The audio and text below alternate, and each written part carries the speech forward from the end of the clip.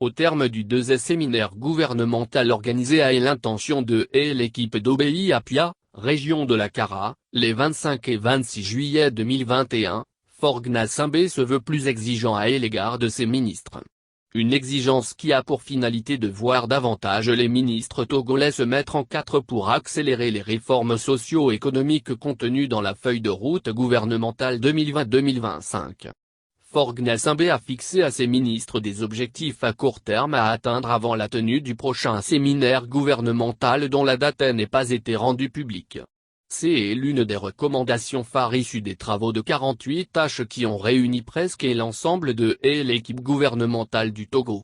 Une donne qui appelle indirectement les ministres togolais à être davantage efficients dans les réponses qu'ils apportent quotidiennement aux multiples et énormes besoins de leurs compatriotes. Le séminaire de Pia a été l'occasion d'évaluer les 42 projets et réformes inscrits dans la feuille de route gouvernementale. Cette revue a permis d'identifier les projets déjà achevés, notamment la loi de programmation militaire, la plateforme industrielle d'ADETICOP, le code du travail. Par ailleurs, plus de la moitié des projets sont matures et en cours d'implémentation.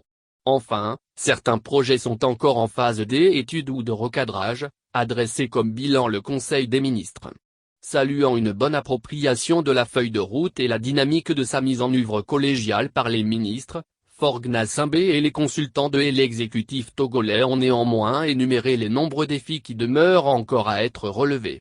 Pour ce faire, dans le but d'accélérer l'atteinte des résultats et de répondre aux points d'attention soulevés par ce séminaire, Gnassingbé a rappelé l'exigence d'une mobilisation accrue des membres du gouvernement et des administrations étatiques. Dans le même ordre d'idées, il a exhorté les ministres à maintenir l'esprit collégial et de solidarité qui permettra d'avoir plus d'impact au bénéfice des populations. Il a mis en exergue la nécessité de faire mieux fonctionner les instances de pilotage à tous les niveaux afin de répondre aux points d'attention soulevés lors de la rencontre officielle de Pia. Après octobre 2020, le gouvernement togolais était de nouveau en séminaire ces 25 et 26 juillet pour amender les près de 10 mois de la mise en œuvre du programme de société de Faure Gnassingbé.